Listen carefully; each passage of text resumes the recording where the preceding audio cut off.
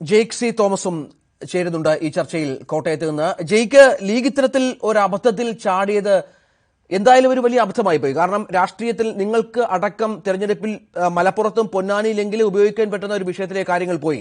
പലതവണയും SDP-യുമായി ബന്ധമില്ല എന്ന് ആവർത്തിച്ച് പറയുമ്പോൾ ദൃശ്യങ്ങൾ സഹിതം ഒരു കൂടിക്കാഴ്ച, ഏത് തരത്തിലുള്ള കൂടിക്കാഴ്ച ആണെങ്കിൽ പോലും അത്തരത്തിലുള്ള ആയുധം നിങ്ങളുടെ കയ്യിലേക്ക് ഇട്ടുതരുന്ന ഒരു സാഹചര്യമുണ്ട്. ഇത്തരത്തിൽ ഒരു രീതിയിലേക്ക് ലീഗ് മാറി എന്തുകൊണ്ടാണ്? ലീഗിന്റെ SDP ബാന്ധവം തെളിയിക്കുന്ന രീതിയിലാണോ ഇപ്പോൾ കാര്യങ്ങൾ മുന്നോട്ട് പോകുന്നത്?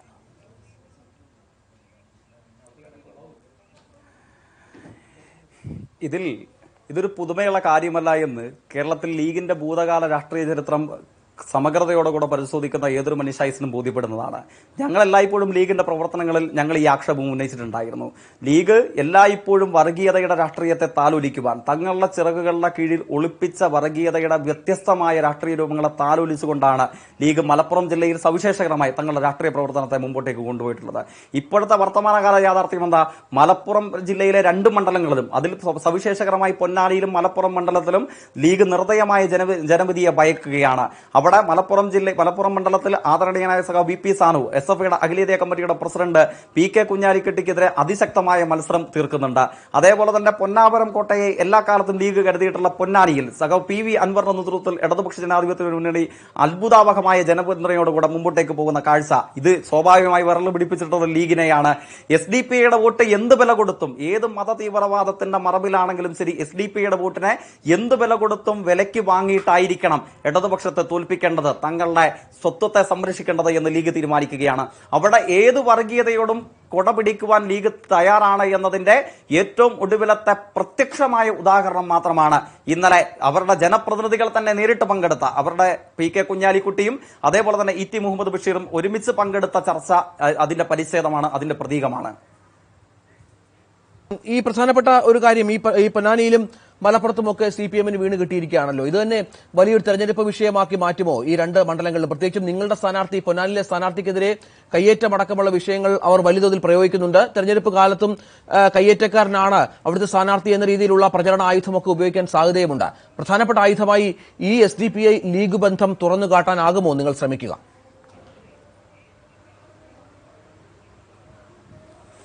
ഉറപ്പായും അതിപ്പോഴെ തന്നെ ചർച്ചകളിൽ അവിടുത്തെ കേരളത്തിൽ മലപ്പുറത്തും പൊന്നാനിയിലും മാത്രമല്ല, കേരളത്തിലെ 20 മണ്ഡലങ്ങളിലും UDF ഉൾപ്പെടുന്ന രാഷ്ട്രീയ കക്ഷികൾ ഏതെങ്കിലും രീതിയിൽ RSS-മായി കൈകോർക്കുന്നത് പോലെ തന്നെ NDF-മായി ലീഗ് കൈകോർക്കുന്നു എന്നുള്ളത് ഇപ്പോൾ തന്നെ 20 മണ്ഡലങ്ങളിലും ചർച്ചയായി കഴിഞ്ഞിരിക്കുന്നു.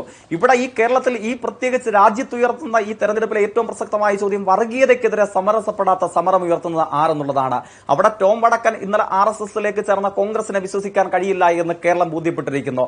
അതോടൊപ്പം തന്നെയാണ് NDF-മായി കൈകോർക്കുന്ന ലീഗിനെയും വർഗീയതയ്ക്കെതിരെയുള്ള സമരസപ്പെടാത്ത സമരത്തിൽ വിശ്വസിക്കാൻ കൊള്ളില്ല എന്ന് നിർദ്ദയമാംവിധം ഇന്നലെ കേരളത്തിലെ ജനതയ്ക്ക് ബോധ്യപ്പെടുകയുണ്ടായിട്ടുണ്ട്. മലപ്പുറത്തും പൊന്നാനിയിലും മാത്രമല്ല, കേരളത്തിലെ 20 മണ്ഡലങ്ങളിലും UDF-നെതിരെയുള്ള ദയാരഹിതമായ ജനവിചാരണയിൽ ഇന്നലത്തെ കൂടിക്കാഴ്ച ഇന്ധനമാകും എന്ന കാര്യത്തിൽ യാതൊരുവിധ സംശയവുമില്ല.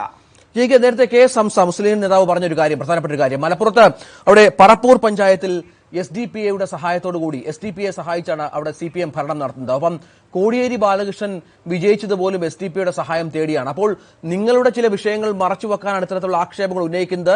യഥാർത്ഥത്തിൽ CPM-ഉം SDP-യുമായുമാണ് പല സ്ഥലങ്ങളിലും ബന്ധമുള്ളത്. ഈ തെരഞ്ഞെടുപ്പിലും ആ ബന്ധം ആവർത്തിക്കാൻ അവർ ശ്രമിക്കുകയാണ് എന്ന രീതിയിലുള്ള ചില പരാമർശങ്ങൾ ലീഗ് നേതാവിന്റെ ഭാഗത്തുനിന്നുണ്ടായിരുന്നു. ജയിക്ക് വൈകി വന്നതുകൊണ്ടാണ് അത് കേൾക്കാതിരുന്നത്. ഞാൻ ബഹുമാനീയനായ ലീഗിനെ പ്രതിനിധീകരിച്ച് ഇത്തരത്തിൽ ആക്ഷേപങ്ങൾ ഉന്നയിച്ച നേതാവ് ആരാണെന്ന് എന്റെ പരിമിതമായ അറിവുകൊണ്ടായിരിക്കാം, എനിക്ക് അദ്ദേഹത്തെ നേരിട്ട് പരിചയമില്ല. പക്ഷേ എന്തു തന്നെ ആയാലും, ലളിതമായി പറഞ്ഞാൽ അരിയത്ര എന്ന് ചോദിക്കുമ്പോൾ പയറഞ്ഞാഴി എന്ന് പറയുന്നത് പോലെയാണ്. നിങ്ങളുടെ ഈ രാജ്യത്തെ തന്നെ ഏറ്റവും പ്രധാനപ്പെട്ട നേതാക്കന്മാരായി നിങ്ങൾ കരുതുന്ന, അതായത് മോഡി രാജ്യം ഭരിക്കുമ്പോൾ നിങ്ങൾ നിയമസഭയിൽ ഇരിക്കേണ്ട ആളല്ല, നിങ്ങൾ ഇന്ത്യൻ പാർലമെന്റിൽ ഉണ്ടാകണമെന്ന് പ്രഖ്യാപിച്ച് നിങ്ങൾ തെരഞ്ഞെടുത്തയച്ച ലീഗിന്റെ അഖിലേന്ത്യാ നേതാവാണ് ഇന്നലെ NDF-മായി കൂടിക്കാഴ്ച നടത്തി അവരുടെ വോട്ട് ഇരന്ന് ചോദിക്കുന്ന രാഷ്ട്രീയമായ അശ്ലീലതയുള്ള ഒരു കാഴ്ചയ്ക്ക് നമ്മുടെ രാജ്യം സാക്ഷ്യം വഹിച്ചത്. അപ്പോൾ ലീഗിന്റെ അഖിലേന്ത്യാ നേതാവ് NDF-കാരനുമായി ചർച്ച നടത്തുന്ന ചോദ്യം ചോദിക്കുമ്പോൾ ഒരു പഞ്ചായത്തിൽ ഒരു വാർഡിൽ ഇടതുപക്ഷം NDF-ന്റെ പിന്തുണ സ്വീകരിച്ചു എന്ന വാദം, അതൊരു വാദത്തിന് വേണ്ടി ഇനിയിപ്പോൾ ശരിയാണെന്ന് അംഗീകരിച്ചാൽ പോലും അത് എങ്ങനെയാണ് തെറ്റായ സമീകരണമല്ലേ? അതെങ്ങനെയാണ് നമുക്ക് അവർക്ക് ഉൾക്കൊള്ളാനാകുക?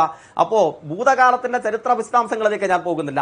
വടകരയും ബേപ്പൂരും അടക്കം RSSന്റെയും NDFന്റെയും ഒക്കെ പിന്തുണ വാങ്ങിച്ച് മത്സരിച്ചവരും മത്സരത്തിൽ തോറ്റുപോയവരും ആരായിരുന്നു എന്ന് കേരളത്തിന്റെ ഭൂതകാല രാഷ്ട്രീയ ചരിത്രത്തിൽ ചൂണ്ടിക്കാണിക്കാൻ വേണ്ടി കഴിയും. പിന്നെ തലശ്ശേരി നിയോജക മണ്ഡലത്തിൽ ഏതെങ്കിലും ഒരു വർഗീയവാദിയുടെ വോട്ട് സ്വീകരിച്ച് ജയിക്കേണ്ട ഗതികേട് ഈ കേരളത്തിൽ ഇടതുപക്ഷത്തിന് ഇല്ല എന്ന് രാഷ്ട്രീയത്തിന്റെ ബാലപാഠങ്ങൾ ആദ്യാക്ഷരങ്ങൾ അറിയാവുന്ന മുഴുവൻ ആളുകൾക്കും അറിയാം.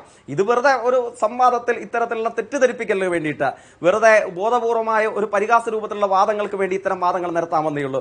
അത് ലീഗിന് പുതിയ കാര്യമല്ല. കാരണം യൂത്ത് ലീഗിന്റെ ഇപ്പോൾ സംസ്ഥാന സെക്രട്ടറി തന്നെ രാഹുൽ ഗാന്ധിയുടെ മുത്തുമുത്തച്ഛനാണ് മഹാത്മാഗാന്ധി എന്നും അദ്ദേഹം കൊല്ലപ്പെട്ടത് കോയമ്പത്തൂരാണോ എന്നൊക്കെ വിളിച്ചു പറയുമ്പോൾ അത് നാവുപഴയൊക്കെ എല്ലാവർക്കും പറയാം. പക്ഷേ അത് കേട്ട് കൈയടിക്കുന്ന അണികളെ സൃഷ്ടിക്കാൻ കഴിഞ്ഞ പാർട്ടിയാണ് ലീഗ്. അത് കേരളത്തിൽ മറ്റൊരു പാർട്ടിക്കും കഴിയില്ല. അത് നിങ്ങൾക്ക് മാത്രമേ കഴിയൂ. അപ്പോൾ നിങ്ങൾക്ക് ഇങ്ങനെയൊക്കെ പറയാം, തലശ്ശേരിയിൽ വർഗീയവാദികളെ വോട്ട് വാദിച്ച്. ഞങ്ങൾ ഏതെങ്കിലും മണ്ഡലത്തിൽ ഞങ്ങൾ നല്ല സംശയരഹിതമായി ഇടതുപക്ഷത്തിന്റെ മുഴുവൻ ജനപ്രതിനിധികളും പറയും, വർഗീയതയ്ക്കെതിരെയുള്ള സമരത്തിന്റെ മുഖമാണ് ഞങ്ങൾ. വർഗീയതയ്ക്കെതിരെയുള്ള വോട്ടുകളാണ്. ആ വോട്ടിനെ പൂള് ചെയ്യിപ്പിക്കുക എന്നുള്ളതാണ് രാജ്യത്തെ ഇടതുപക്ഷത്തിന്റെ ചുമതല. അത് പ്രഖ്യാപിച്ചിട്ട് അന്തസ്സുള്ള നിലപാടുകളോടുകൂടെയാണ് ഞങ്ങൾ തെരഞ്ഞെടുപ്പിനെ നേരിടുന്നത്.